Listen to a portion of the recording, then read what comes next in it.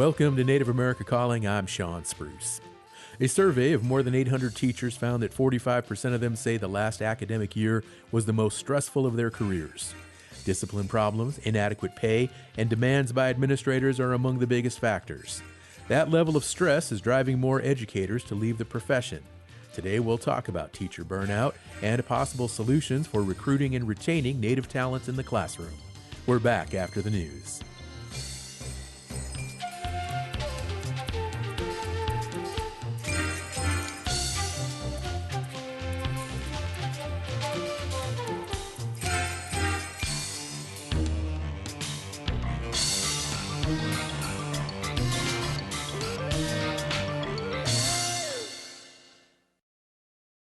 This is National Native News. I'm Brian Bull, sitting in for Antonia Gonzalez. A lack of reliable infrastructure is tied to worse health and economic outcomes for kids in rural Alaska. That's according to panelists at the final day of Arctic Encounter, a conference that just wrapped up in Anchorage last week. Francine Moreno of Alaska Native Tribal Health Consortium says Alaska has the lowest rates of in-house plumbing in the nation, which directly leads to health issues. In communities without plumbed water, Alaska Native children are hospitalized with RSV 5 times higher than the United States. The hospitalization for pneumonia is 11 times higher. Moreno says her organization is working to close the water access gap in local villages. She says it's easier to find solutions by partnering with community leaders. And she says because services like water, sewer, heat, and energy are connected, utility providers have to coordinate to prevent service interruptions.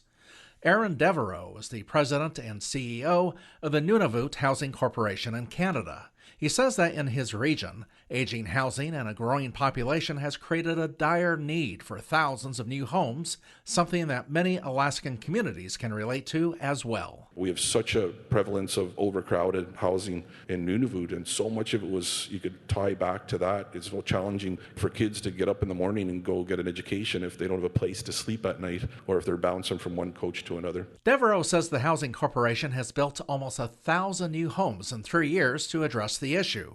He says they did it by expanding the list of construction companies they work with, mitigating costs, and moving away from relying on outsourced labor.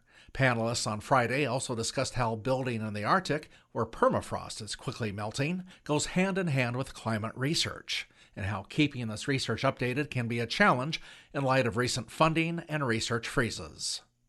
After years of temporary sites, the Northern Cheyenne Food Pantry in Montana now plans to establish its own headquarters.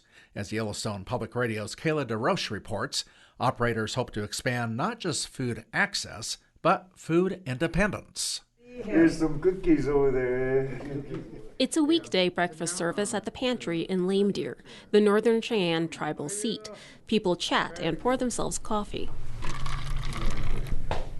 The pantry is one of the only food options here. It operates out of an auto garage next to Lame Deer's one grocery store. Locals either pay local prices or drive nearly 2 hours to the closest big city. The pantry estimates it distributes 100 boxes monthly, many to multifamily households and elders without transportation.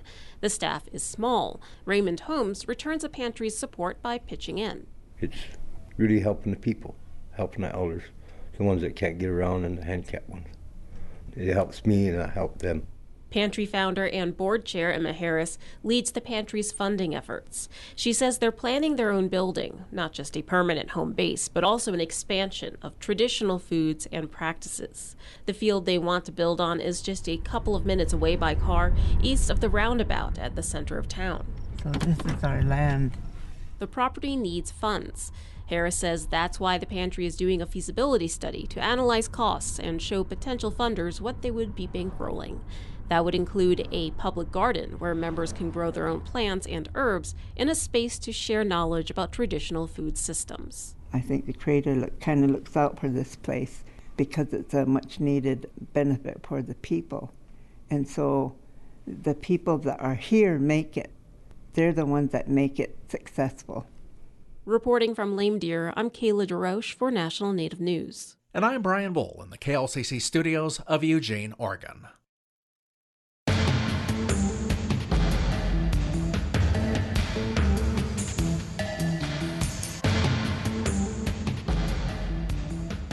National Native News is produced by Koahnic Broadcast Corporation with funding by the Corporation for Public Broadcasting.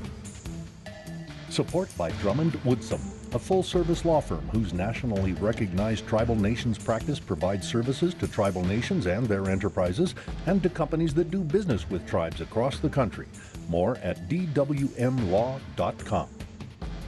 The Indian Arts and Crafts Board promotes Indian artists of federally recognized tribes through its online source directory. Information on this no-charge opportunity available at doi.gov/IACB, who support this program.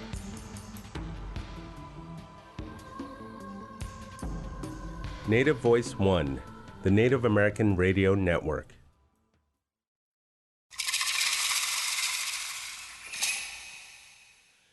This is Native America Calling. I'm Sean Spruce. Teachers are feeling burned out. Several state and national surveys find that teachers are dissatisfied with their jobs. A recent 2025 University of Missouri study found that 78% of the 500 public school teachers surveyed thought about quitting their profession since the pandemic. They cite excessive workloads, low compensation, and student behavior as factors. And a Gallup poll from 2022 found that K-12 education is one of the most burned out workforces in the U.S. With a new school year around the corner, we'll get perspectives from Native educators on teacher stress and exhaustion. We'll also hear the challenges with recruiting and retaining other Native teachers. You too can join our conversation. Are you a teacher? Are you dealing with burnout? How has the profession changed during your career? Let us know. Share your insights. You can call us at 1-800-996-2848. That number is also 1-800-99-NATIVE. Joining us from Thurston County in Washington State is Jared Koepp. He is a Native Student Program Specialist for North Thurston Public Schools, and he's also the 2022 Washington State Teacher of the Year. He is Wukchumni. Jared, good morning, and welcome back to Native America Calling. Hey, it's great to be back, and I'm looking forward to have a great conversation with incredible teachers. I am too, Jared. Joining us from the Salt Lake River Pima Maricopa Indian Community Reservation in Arizona is Lynette Stant. She is a third grade teacher at Salt River Elementary School, and she is the 2020 Arizona Teacher of the Year. She is Dene. Lynette, good morning to you as well, and welcome back to our show. It's a pleasure to have you. Joining us from Martin, South Dakota is Josie Green. She is the Executive Director of Teach for America, South Dakota. She is Oglala Lakota. Josie, hello and welcome to the show. Hello, it's so good to be here with you all. It's great to have you on the line, Josie. And our fourth guest joins us from Mashpee, Massachusetts, Brad Lopes. He is the Native American Teacher Retention Initiative Program Manager and a former classroom teacher. He is Aquinnah Wampanoag. Brad, hello, and welcome to Native America Calling. Hello, everyone. It's wonderful to be on the line with you all. Brad, it's great to have you on the line as well. And I want to begin with you because I'd like for you to start us off by explaining exactly what is teacher burnout. I understand you've experienced it yourself. Yeah. Teacher burnout is a lot of that stress and the compacted workload over time that oftentimes, there isn't time to really reflect on or bounce back from or heal from. So it's this very compounded kind of stress over time and this workload. And it can come from multiple factors. It can come from your general content design, your delivery, the students, whatever it might be. So burnout, is something that builds up over time, and it can be really impactful for educators. Now, are there any systemic problems that are contributing to so much dissatisfaction within the teaching profession, in addition to just some of these common factors you mentioned, like dealing with students or content issues? Yeah, I think there are systemic barriers or systemic issues as well. I think that the COVID pandemic actually kind of really highlighted some of those structural issues. Oftentimes, covering for staff in very, precarious ways. That's some of my own experience. But, A lot of times too, I like to talk about just the origin of schools and schooling in the United States, which is a very colonial origin. So I think even for Native educators, the very structure itself is challenging. But today, what we've seen too as well is that pressure and stress from the pandemic really highlighted some of those structural problems already with schools, whether it's funding, whether it's staffing, whether it is student management, whatever you might want to call it. Really kind of highlighted some of these things and brought them forward so that more of the public was aware of it. Brad, what about what we're seeing with regard to federal agencies like the Department of Education and the Bureau of Indian Education, the gutting and restructuring of those agencies? Is that impacting stress for teachers as well?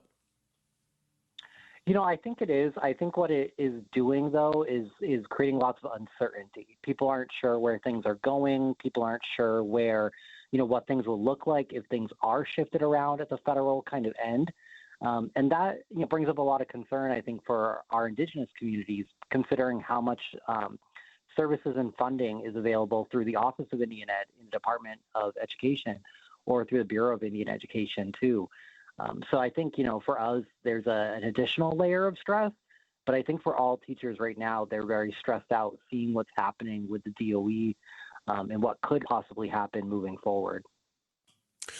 Brad, tell us more about what you experienced with regard to teacher burnout. What did you feel? What do you think caused it? And how did you resolve it? Yeah, I think a lot of times my experience was a lot of workload the first couple of years, which is true for any teacher. Your first couple of years, you're doing a lot of curriculum design. You're doing a lot of creating everything that you're going to use kind of in the following years. And that very much so builds up, but it's also all of the additional roles that you're oftentimes asked to take on within a school structure, whether it's a volunteered thing or a paid thing. And that can really add up, those different responsibilities, whether you're running clubs, facilitating teams, doing different activities for the administration, whatever it might be. That can really build up over time. And honestly, the way I was able to resolve it a lot was kind of creating time for myself, like ceremony for myself in many ways. But that was always challenging because of how much my time was restricted. Oftentimes, a lot of educators will joke around in a way that Sunday is a work day, and that's very much true for a lot of educators, even those that have been in the field for a long time, because you've got to do a significant amount of prep usually before the week starts. And so there's a lot less time for you to find that space to really kind of heal with yourself. And then where I was teaching, I wasn't teaching anywhere close to our homeland. So I didn't have access to my community and kind of the healing processes that were available there. And I think that can be really challenging, is the communities and spaces around you, whether or not you have space for healing, space for, decompressing, for reflecting.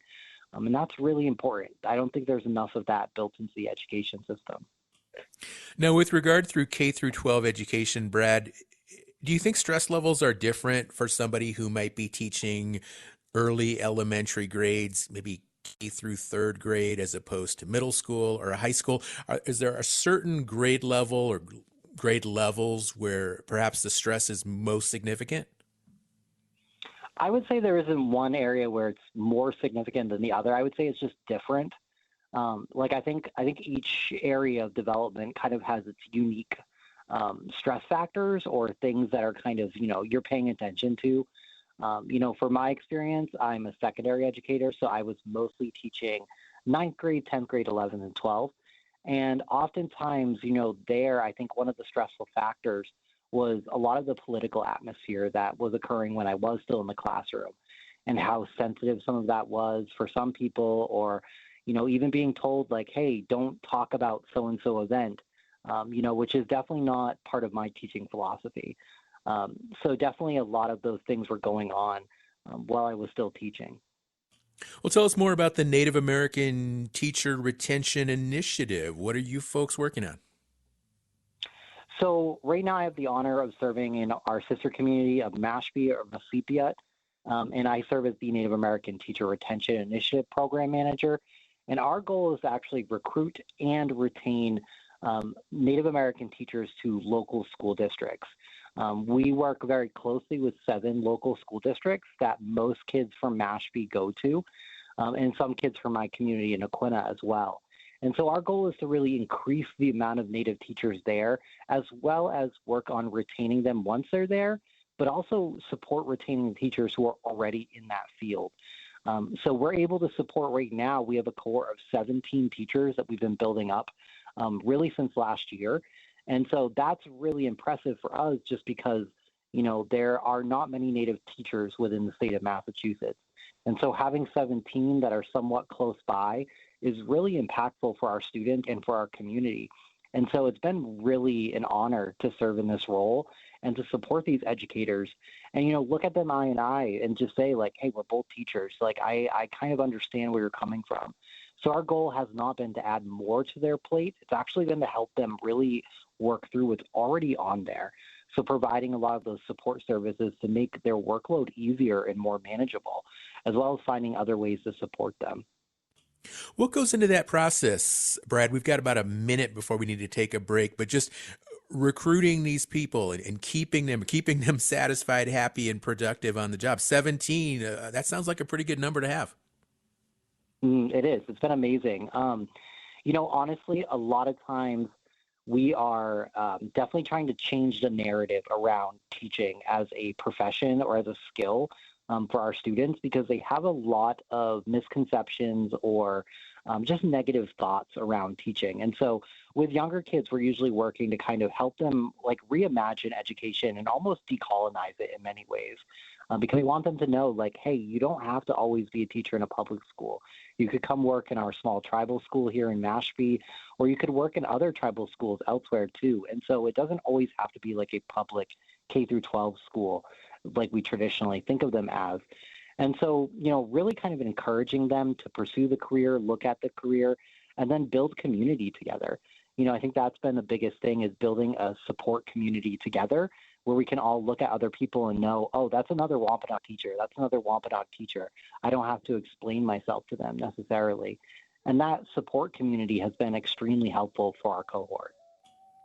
The number to join our conversation today is 1-800-996-2848. Would really like to hear from some school teachers today, or maybe a former teacher. Let us know your thoughts with regard to this whole idea, this concept of teacher burnout. Have you experienced it yourself? Let us know. 1-800-99-NATIVE.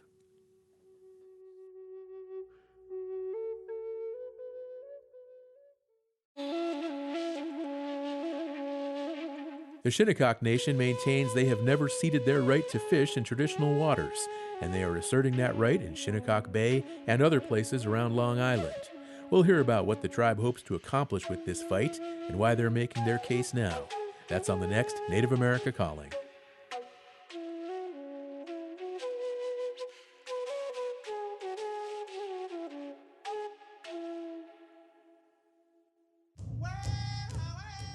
Hamitaki piki. Nithawachi chunku oapi glukinio. La kolichoch onkiapi okihi yellow. Otechi kichana. Heuntuakichi wogalakayo. La kolzani wawokie o wogalakayo. Nishleliayo healthcare.gov.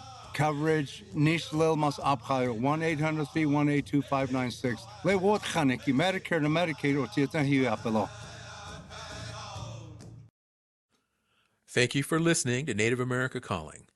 We are speaking now with Native educators about teacher burnout and how to recruit more Native teachers amid mass dissatisfaction within the profession. We also want to hear from our listeners today. That means you. Maybe you are a Native teacher who has experienced burnout. If so, please join our conversation with a comment or question by calling 1-800-996-2848 or 1-800-996-2848. Our next guest, Lynette Stant, joins us now from the Salt River Pima Maricopa Indian Community Reservation in Arizona. She's a third grade teacher at Salt River Elementary School and, of course, the 2020 Arizona Teacher of the Year. She is Dene. Lynette, hello. Welcome back to the show. Yeah, Dad, and Skritash. Glad to be here. Yeah, it's great to have you on the show as well. And now we just heard from Brad, who gave us a really good description of what teacher burnout looks like, what it is. And I want to ask you, because you've been an educator for a number of decades, are the stresses that come with teaching now different as opposed to when you first started? Absolutely. They have definitely evolved over time.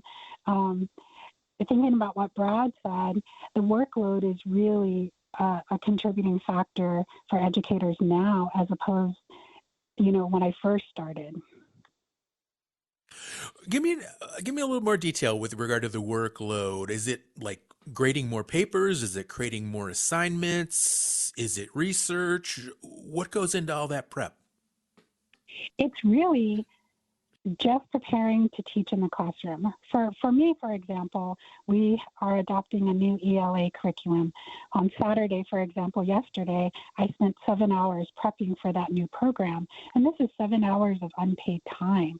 So teachers are really being asked to contribute a lot more of their personal time in order to be, effective in the classrooms. Okay. Now, the recent survey by the University of Missouri said that student behavior was one of the factors teachers cited. Lynette, what observations have you made about student behavior? Has it changed also throughout your career? My perspective is a little different. When I first started as an elementary teacher, behavior was one of the contributing factors. In fact, my second year of teaching, I really thought of leaving, and it was due to student behavior. I work at a school where, fortunately, we have had significant training in behavior management. And so now, starting my 22nd year, I feel that I am more equipped to handle student behavior. So behavior isn't one of those contributing factors for me, but I have stories. Being Teacher of the Year, I have had privy of hearing other teacher stories across our state, and student behavior is definitely one of those contributing factors. Now, the last time you were on our show, we talked about classroom safety, and this was in the wake of the 2022 Uvalde, Texas shooting. What types of pressure are put on classroom teachers since the problem of school shootings has become so pervasive in recent years? As a school teacher, we definitely feel a lot of stress for things that we have no control of, one of those being, school shootings. And so one of the biggest things that we can do as educators is definitely just prepare ourselves. How am I going to respond to a situation like that? And it's up to the school district to make sure their teachers are prepared for that.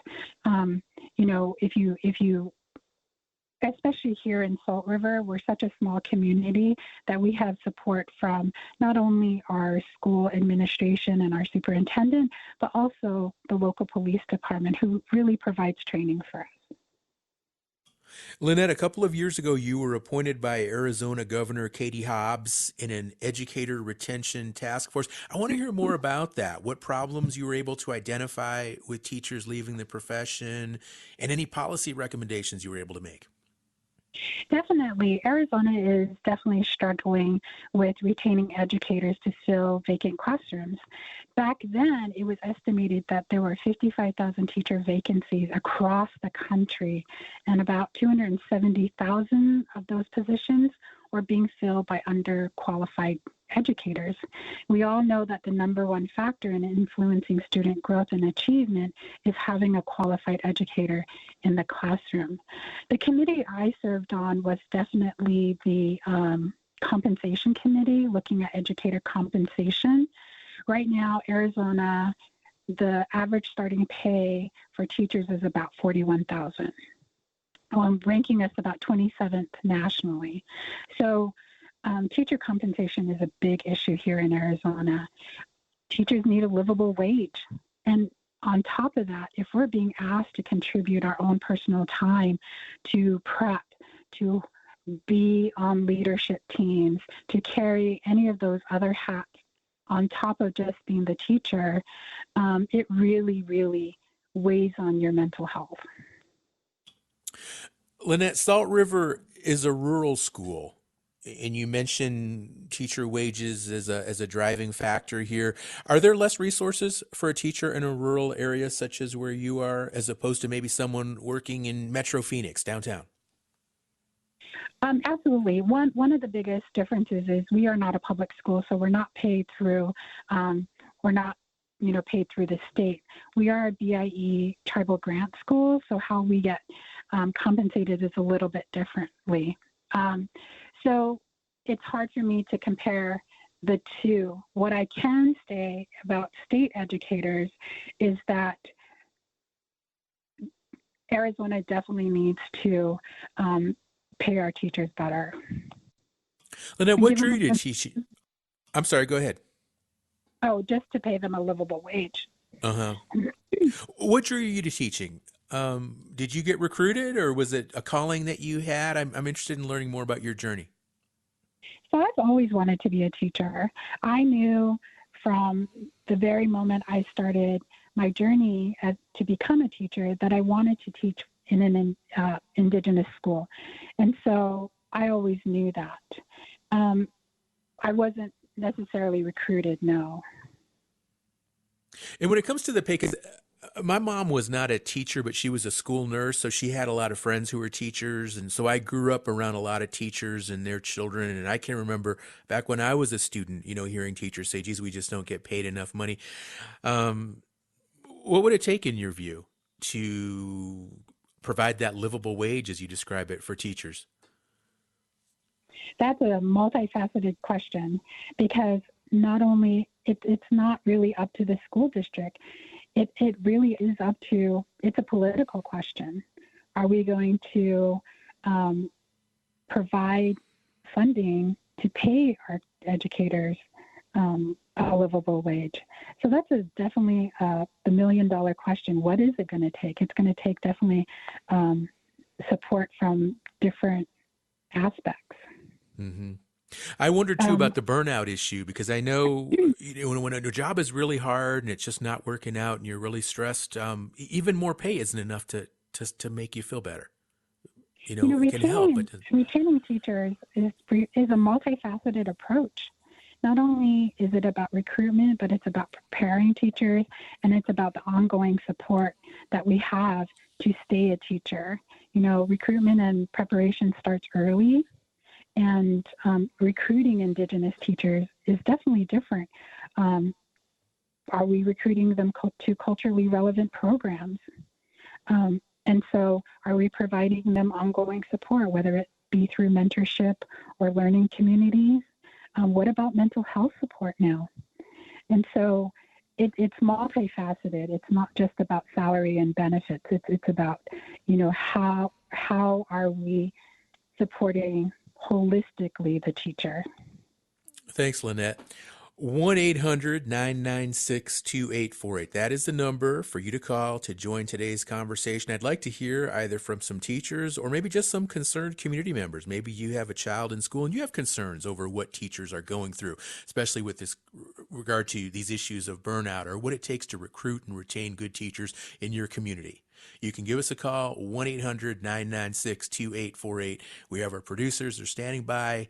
We'll get you on the line. You can share your insights, share your comments, or even ask a question if you'd like to do that. 1-800-99-NATIVE. That is the number to call. We have Jared Koepp on the line. Also, he's in Thurston County, Washington State. And Jared, let's hear from what you're going through there in Washington State. How common is teacher burnout where you are? And do you see it driving teachers out of the profession, leaving teaching altogether? We aren't that different from the rest of the country here in Washington State, but we do have a track record of being pretty consistently more pro-educator than some other states. Right now, we're facing some of the same budget shortfalls and issues that the rest of the country is facing right now, and we're having to adapt, as we always have, to meet the changing face of education and the demands that await us. But burnout is a very real thing, and I think it's some of the things that Lynette was talking about. It's incredibly complicated. There's so many factors that play into it. It's a bit of a mosaic or a balance of Is it pay and the benefits? Can I support myself or my family? And is this workload survivable? Can I actually thrive here? Do I have the support that I need? Do I feel like I can say no and get through the next day? I definitely, in my experience working with educators across the state, I'm fortunate enough to know that I haven't come across many that have just walked, but I have known a few. Others I do know are definitely struggling at the end of each school year. You just really start to see that burden of exhaustion more and more. And Jared, what do you tell those folks when you see this burden of exhaustion? How do you encourage them? How do you inspire? A lot of it for colleagues, it's just about listening.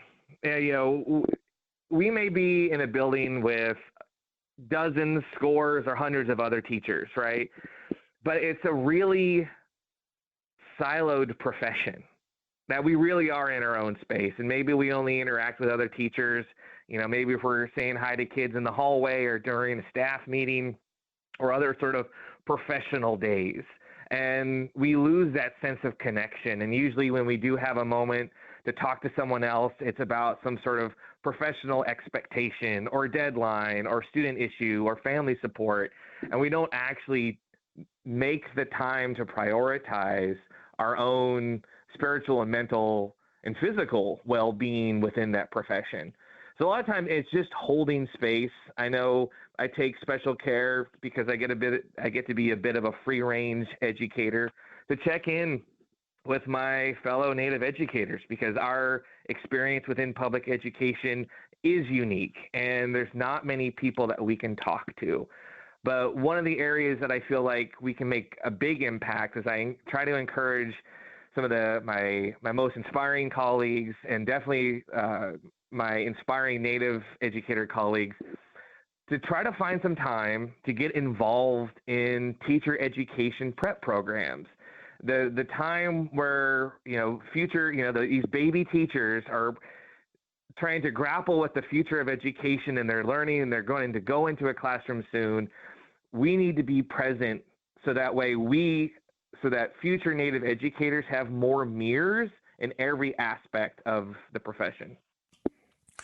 Jared, we heard Brad earlier use the term decolonize education, and I understand you've given presentations on decolonizing the classroom and applying Indigenous methodology into curriculum. Tell us more about Indigenous knowledge and how it can be brought into the classroom and maybe address some of these issues we're talking about today.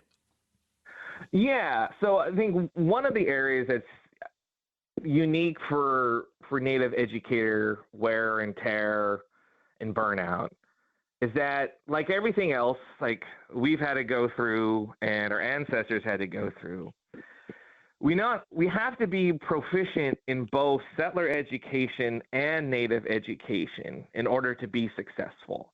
So just by virtue of being Native in an occupied space means we have to do twice as much work. We have to learn twice as much skills in order to move and succeed and thrive and advocate for our students in multiple spaces in which they live, work, and play.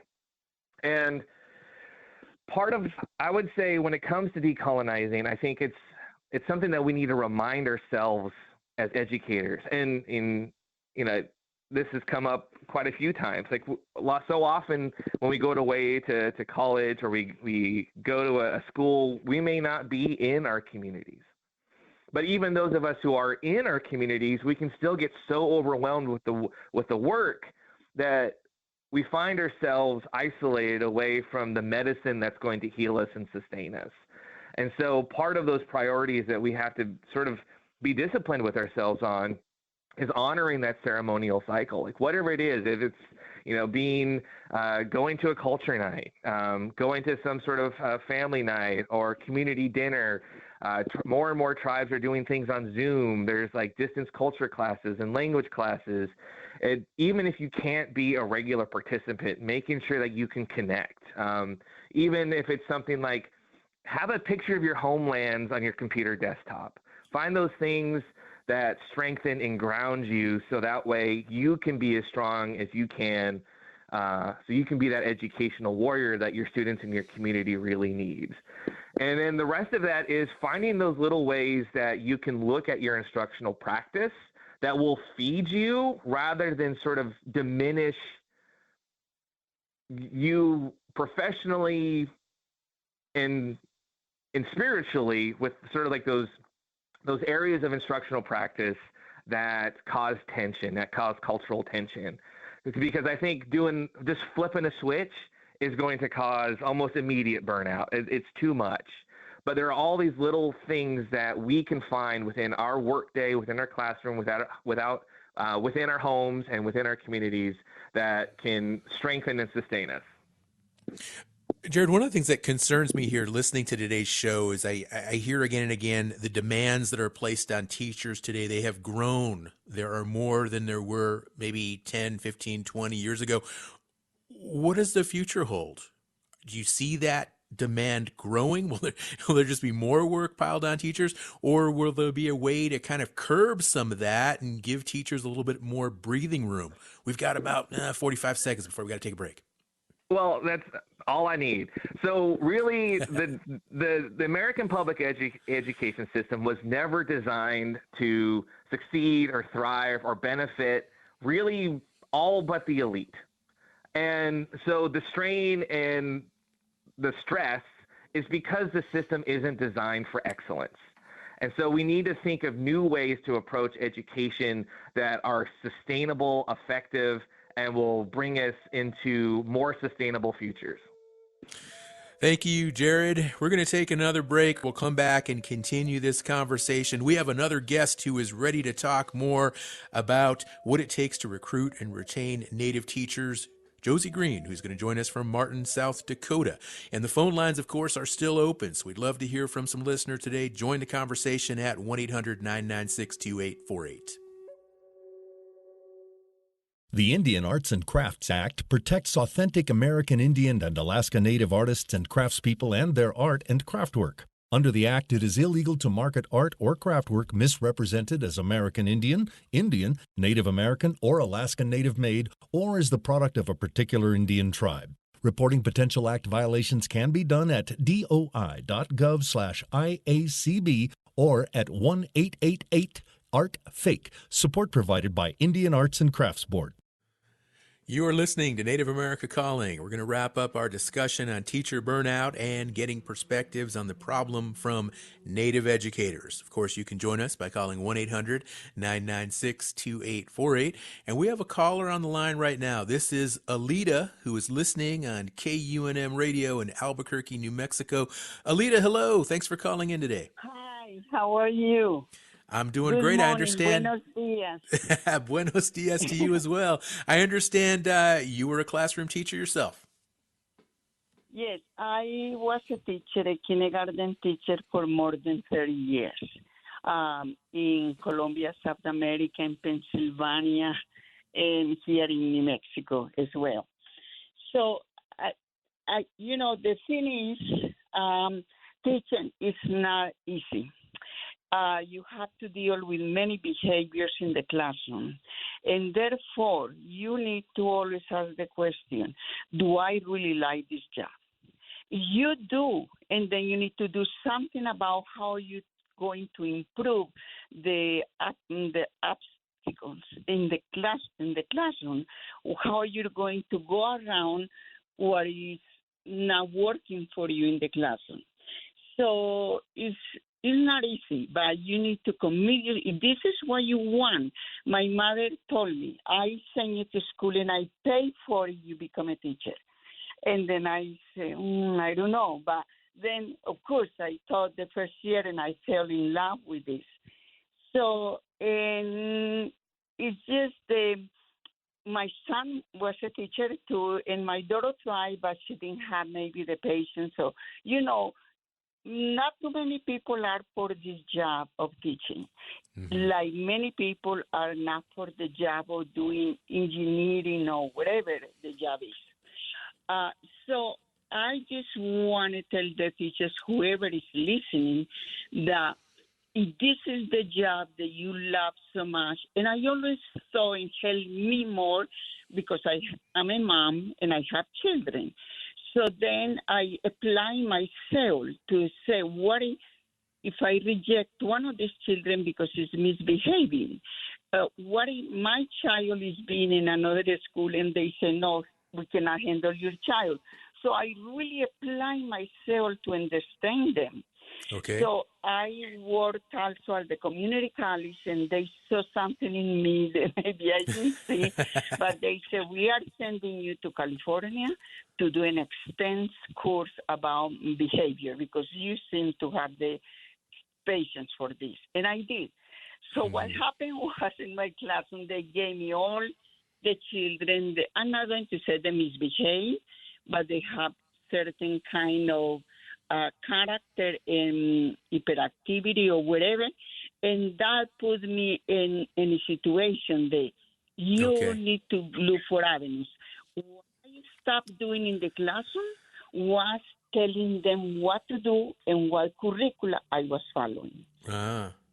Okay. Alita, thank you for calling in. And you know how you mentioned that question, just do you like your job? That I think that really you're kind of tapping into what really needs to be understood here. And I see that for pretty much every profession in addition to teaching, but it's something that people don't always take the time to really think about. Do you like the job? Are you cut out for this kind of work? So really appreciate that phone call coming in from Albuquerque, New Mexico, a KUNM listener. Let's go now to Josie Green, the Executive Director of Teach for America, South Dakota. Josie, hello again. It's great to have you on the show. And let's talk about how difficult it is to recruit and retain Native teachers in South Dakota. How's it working out? Oh, great question. Got right into it. I think it's difficult. And I think we're seeing some bright spots, to be completely honest. I think as everybody's already shared, the role of the teachers expanded. And I think in our communities, we've experienced that role of the teacher been this expanded version for a long time. Our teachers are counselors, they're tech support, they're crisis responders, all on top of being educators. And so that pressure is really constant, and we know that it's not sustainable. And as some of my colleagues here have shared already, that Native educators often face systemic challenges, including lack of mentorship, lack of campus community at times, and professional development that really takes into consideration their lived experience and what it means to be in this education system, in the skin that they're in, with the long history that they hold. And so I know that what we need is just more pathways that are rooted in community. And that means financial support. We've learned that means mentorship and supporting the conditions in schools where Native educators are so that they feel seen and that they feel valued. And so in Teach for America, South Dakota, a lot of what we're doing and seeing work is ensuring that Native educators have somewhat of a cohort model, that they have a lot of experiences to be in discussion about what they're going through, what it means to be who they are, and just really intentional support and mentorship to create the community that can reduce some of that isolation, especially for the new teachers, where it is hard work. And I think the question of, do I like this job, will come up over and over. And it's important to have somebody who's with you to also hold the other side of that. That is, do I like the commitment of what is possible for Native young people enough to work through what it takes to be in this job? And sometimes those are often in tension with one another. Mm-hmm. Josie, tell us more about some effective strategies that you've seen work. Yes. So I'm really excited because this last year, for the first time, we've had a local Native recruiter on the Teach for America South Dakota team who supports our recruitment work. She works both in South Dakota and nationally. And the Native recruitment work isn't unique to South Dakota. Teach for America has done this for a number of years, had a specific lens to Native students, Native professionals who might be interested in teaching, maybe haven't thought about this as a pathway or have thought of it as a pathway, but some of those barriers get in the way for them to get into the classroom. And some of the things that we've tried this last year and had some success with was really getting in touch with our Native college students. So we sent over 250 care packages in South Dakota to Native college students. especially at a time when they are experiencing some high stress, because we also know the retention rates for Native students in college to graduate, which is often a prerequisite to be a classroom teacher. It can be difficult to reach that finish line. And so the care packages allowed us to give them some extra love, support them when it really mattered, and open up a line of communication to further support them later on. And then have some real feedback about what type of support they need, which we heard a lot about. They want more cultural activities. They want more spaces to be in relationship with other college students, particularly in a space where they don't have to take off their Indigenous identity or they don't have to play two different roles. And so we were able to do some of that this last year. And what that resulted in is more young people interested in both Teach for America and in being a teacher, because they're thinking about, oh, I experienced this night. Could this be something that I could replicate in a classroom that might be different than what I experienced as a student myself? So we've done a number of cultural activity nights for prospects, but I think the biggest thing is just finding the people who really just need a personal connection to both somewhat process their experience as a Native student. I know when I was in college as a Native student struggling, there was no way that I was ever going to be a teacher. And I had some people from Teach for America reach out to me and tell me about their view of what it could be in the classroom, what the potential of having a Native teacher could be. I had never thought about it until that moment when I was talking to somebody about my own experience, that I hadn't had a Native teacher until I was in high school, my senior year. But the impact of having that Native teacher really in that experience just showed me that I had a future. I saw her in the position of a teacher, and I'd never seen that before. And suddenly that became an image of what was possible. And I think ensuring that more college students particularly can see that can help them understand like the impact that they could have for young people in general. All right. Well, Josie, listening to you talk, you're pretty. I'm about ready to sign up to be a teacher there in South Dakota. You're really inspiring here. We have to go to the phones. This is Regina, who's in Pine Ridge, South Dakota, listening on Keeley Radio. She has some comments. Hello, Regina. Hi. Thank you for bringing me on. Okay, I worked in Marty Indian School. I live there in Greenwood, and my second grader, she said she was going to quit school. She didn't want to go to school. And so I sent a note to the teacher, and he came down, and we talked about it. He said they didn't have teacher assistants that year because somebody forgot to submit the application or whatever for teacher assistants. So I gathered up some volunteers, and we went there, and I asked the board of directors if we could do this, and yes, they said yes.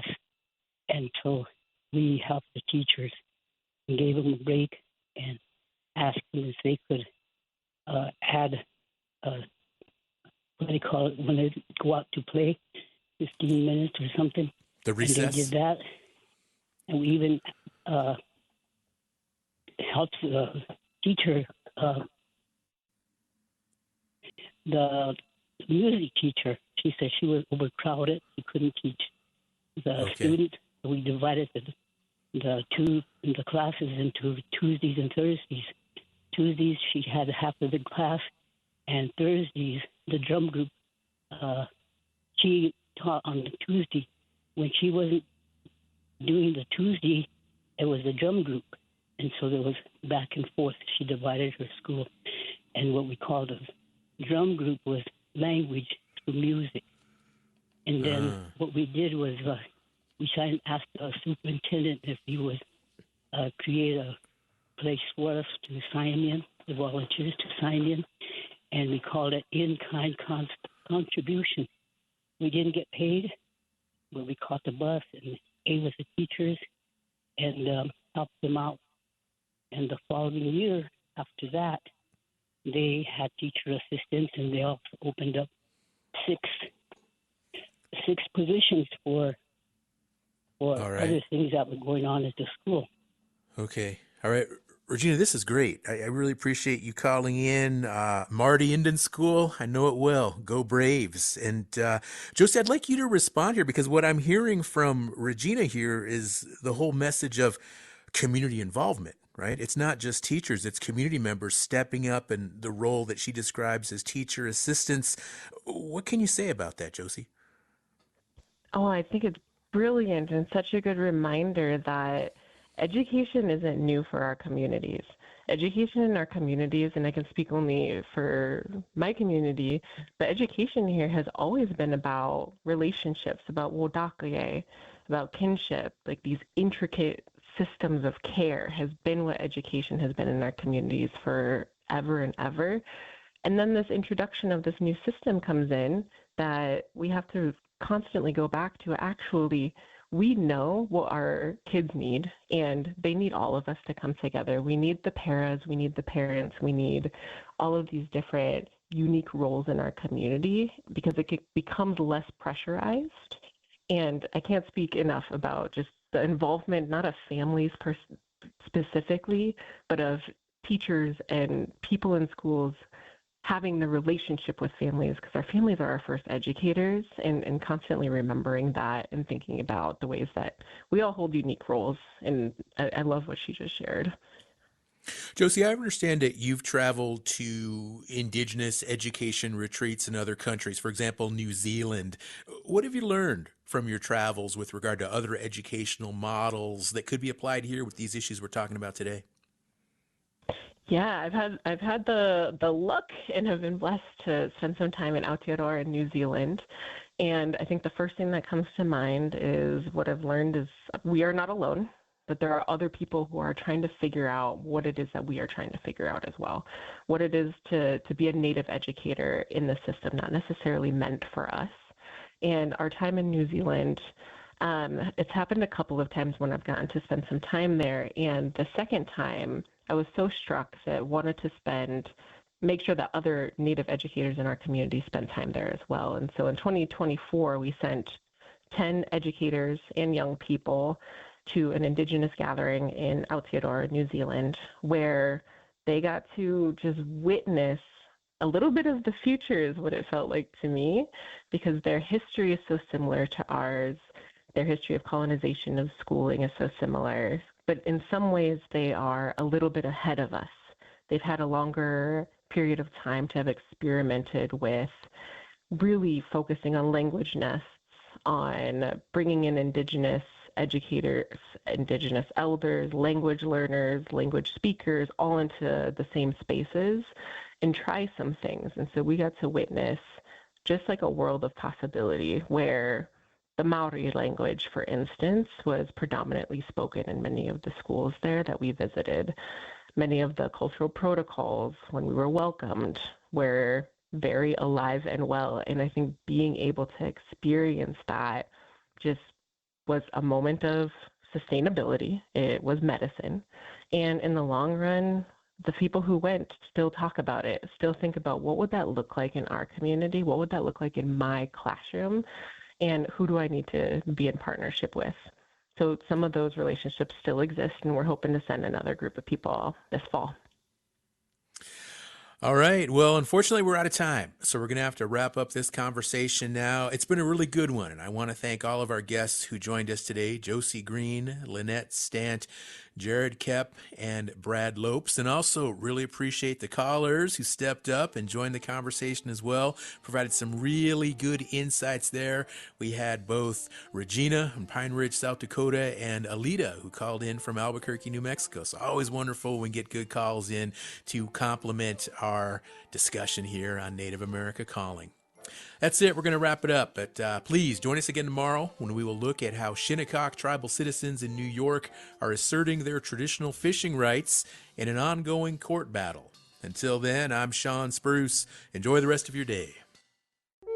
Support comes from AirTalk Wireless, where individuals who qualify for the Tribal Lifeline program receive an iPhone or Samsung device, unlimited data, calls and texts, and international calling. Learn more at airtalkwireless.com/NAC.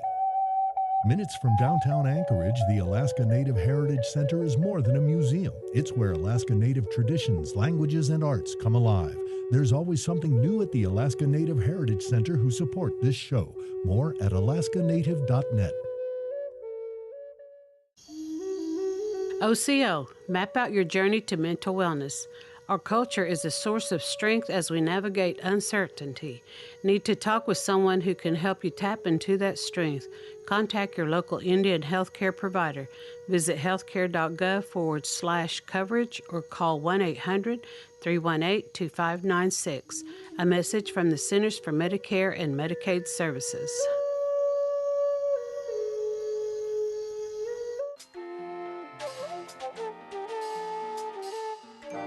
Native America Calling is produced in the Annenberg National Native Voice Studios in Albuquerque, New Mexico by Quantic Broadcast Corporation, a Native nonprofit media organization. Funding is provided by the Corporation for Public Broadcasting with support from the Public Radio Satellite Service. Music is by Brent Michael Davids. Native Voice One, the Native American Radio Network.